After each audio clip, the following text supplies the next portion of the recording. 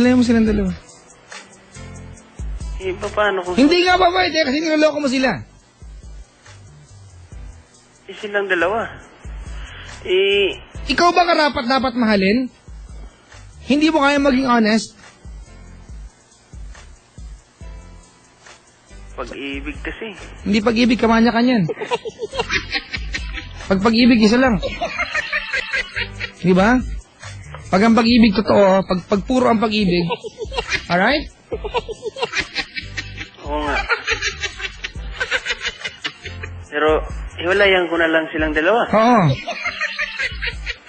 Eh, Tapos mamanata ka ng 7 linggo. Ha? Mag-fasting ka, ganon. Kuha ka ng drum, punuin mo ng tubig, lubog ka ng 7 araw, huwag ka muna lumutang. paano? Baka sakaling... Malulungkot rin ako pag hiniwalayan ko silang dalawa. Dapat lang malungkot ka.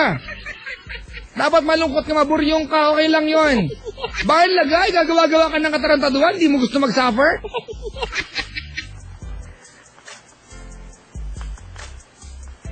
Iwan ko. Ang hirap ka usap sa'yo, Lunis, natulong na ba? Sige na, makipag-iwalay ka. Masasaktan yung isa kasi. Hindi nga ba pa?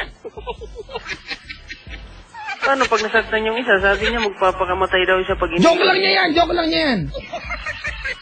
Alam ba niyang dalawa sila? Oo, alam nang nandito. O, isa rin malandi yan, pakisabi mo sa kanya, malandi siya.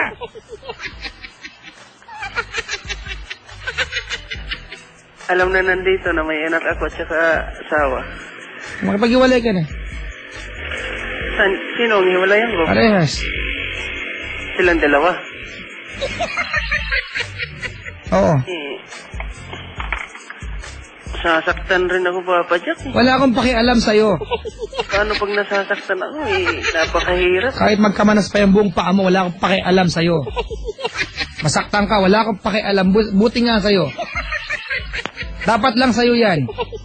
Gawa ka ng kalokohan, magreklamo masakit sa'yo.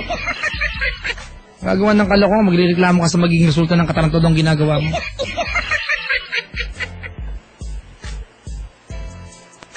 Ngayon na, paalam mo na. Kanino? Sa akin, ayaw kitang kausap. Hindi ko pa alam. Paalam ka na. Break mo na yan. Silang dalawa? Silang dalawa? Oo. Pwede isa lang. Hindi po. Kapatid, hindi mo alam kung halagang totoong pagmamahal. Wala kang idea ng honesty. Diba? Wala kang tamang konsepto ng... Mahal ko naman yung asawa ko at mga anak ko, Papa. Hindi mo mahal. Kung mahal mo, hindi mo lalakohan yan. Nagkamali nga lang ako. Hindi. Ito yung pagkakamaling gusto mong pangatawanan. Kung hindi ako nagsisigaw ngayon, wala mo, pinangangatawanan mo yan. Diba? Kapal nga na mukha mo eh. Gusto mong sabihin sa akin, Papa Jack, malayo ako eh. Nagpapadala ko ng panggastos, kaya okay lang mambabayo ko, gano'n? Ganun ba yun, pre? Hindi utang na loob sa'yo ng mga anak mo at asawang pinapadala mo sila, obligasyon mo yan. Hindi nila utang na loob sa'yo yan. Dahil obligasyon mo yan, kailangan bigay yan, di ba? Gusto ko na nga sana, Papa Jack, umuwi ng Mindanao eh. Umuwi ka na, baka magkasalubong tayo, saktan pa kita. Nabubusit ako sa'yo. Hindi ko nga lang maiwanan yung nandito eh. O, akala ko ba mahal mo yung mga anak mo? Oo, mahal ko sila. O, bakit niloloko mo yung asawa mo? Napamahal kasi ako nung nandito. Hindi. Naman, pag-iwalay ka na, pre. Saan yung nandito? Dalawa. Oh, Papa Jack. Masasaktan sila eh. Yung nasa Mindanao, lalo na pag nalaman nun. Dapat nga umaming ka eh. Kasi hindi pa nun alam eh. Umaming ka. Ano ba ang nasama mo doon? Dinig tayo doon ngayon. Baka sakaling marinig ka. Pangalan nun nandun? Sa Mindanao? Oo, tsaka tin-number. Walang tin-number dun eh. Talagang balak sabihin, mga kaibigan. Pero wag na lang sabihin sa kanya. Ayaw kasi malaman ng nasa Mindanao eh. Ayaw ko rin mawala sila sa akin.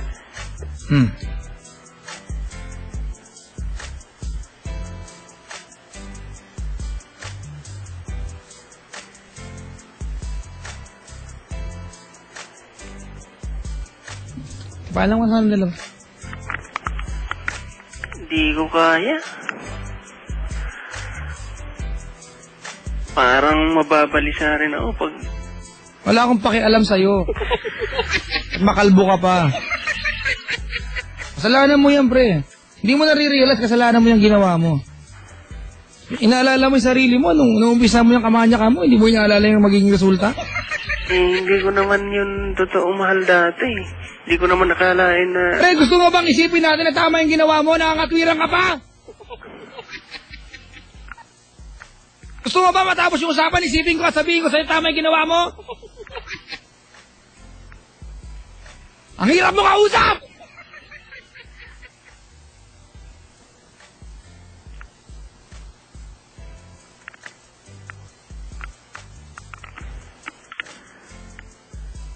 May bagiwalay ka na.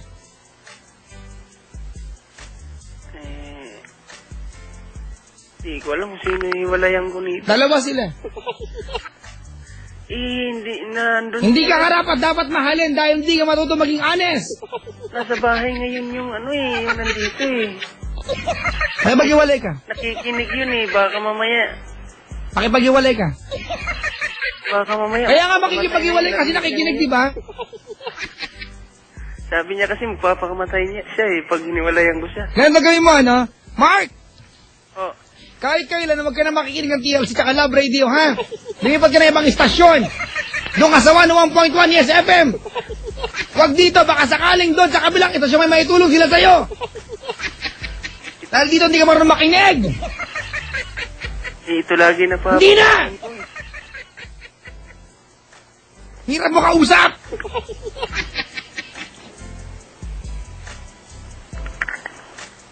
Alam mo na mali ginagawa mo, gaganyan ka pa. Tumawag ka dito para mag-confess, di ba? Sabi mo, Papa Jack, TLC na lang, hiya ko ang advice. Ay, ang payo ko sa'yo, makipag-iwalay ka sa dalawa kasi mali nga. Paano pag hiniwalayan ko sila? Makakahanap na naman ako nito. Hindi ko naman kaya mag-isa eh.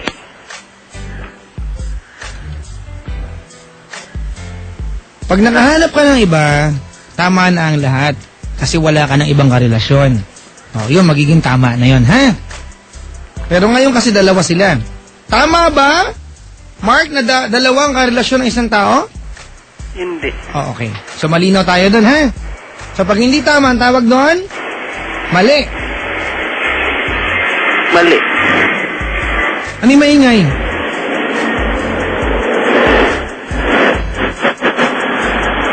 Ano yun?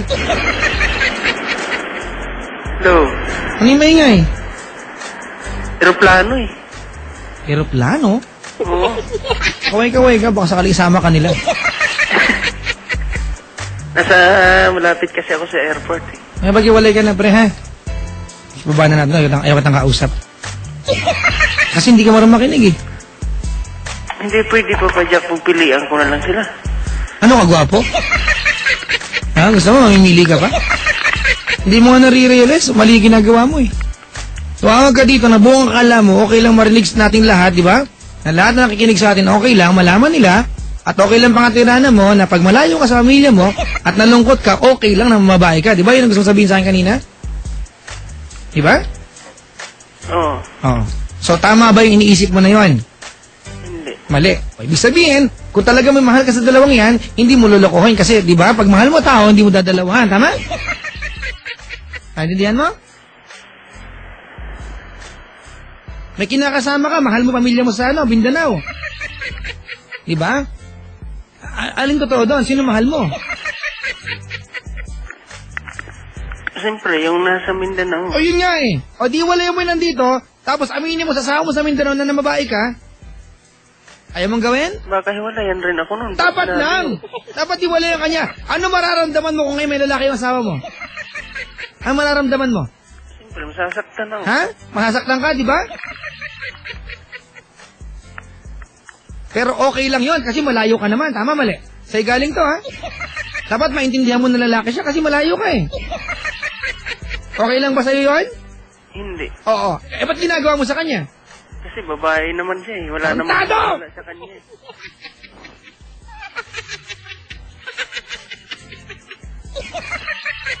Wala naman pala mawawala sa akin eh. Pag ako ang naggawa ng ganyan sana. So gusto mong sabihin natin ngayon na dahil lalaki tayo, okay lang mamabae tayo dahil lalaki tayo, ganon? Hindi rin. Anong sinasabi mo? Yung sinabi mo sa akin eh. Ngayon sakali lang. Sabi mo lang eh. Hirap mo naman kausap eh. Dahil ba lalaki ka, mayroong ka lisensya na babae? Dahil wala mawawala sa'yo, dahil hugas lang, okay na, ganon? Hindi. Yun pala eh. Ulitin ko ha, pakinig ka. Dahil ba lalaki ka, okay lang na mambabae ka? Hindi. Okay. Yung asawa mo, kung sakasakaling nanlalaki ngayon sa Mindanao, sabihin niya, malayo ka naman eh. Okay lang ba sa'yo yun? Hindi. Hindi. Bakit ginagawa mo sa kanya? Sagot! Pasubo lang kasi ako.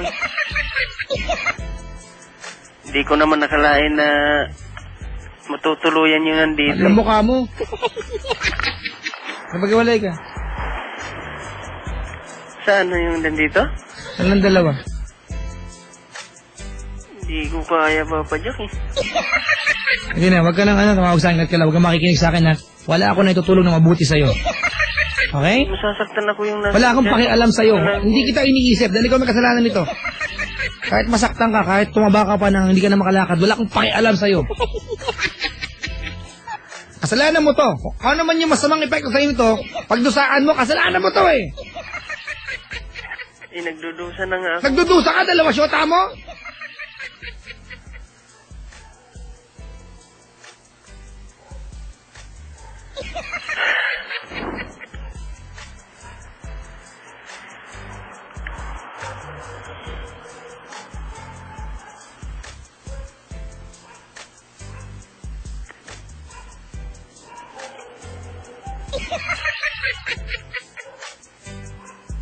So, ano sabihin ko pa, Jack?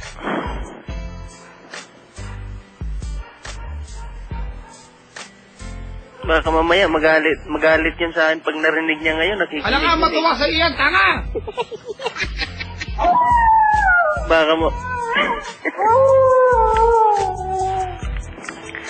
Baka mamaya pagdating ko bukas sa bahay, nakapikti na yun.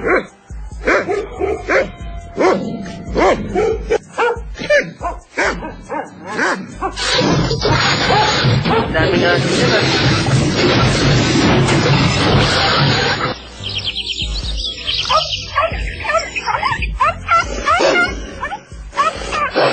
Ano yan, Papa Jack?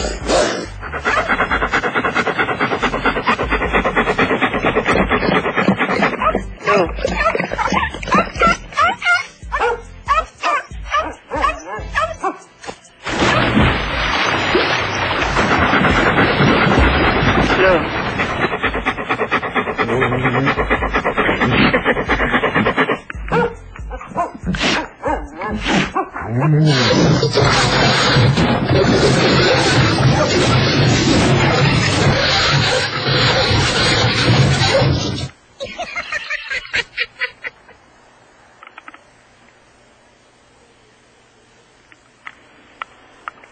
Hello? Hello. Diyan ka pa pala. Daming aso dyan ah. Takot ako nun. Nililesson ko sila. Papakain sana kita eh. Huwag naman.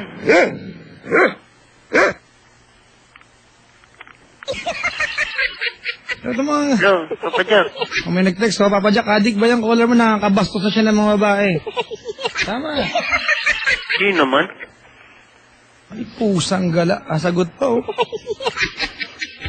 So, yung ginagawa mo, nakakarespeto ka ng babae? Kasi, yung babae naman ang... Kahit na, pre. Kung siya kausap ko, di siyempre sisigawan ko ngayon. Kakausap ko eh. Kaya na magturo.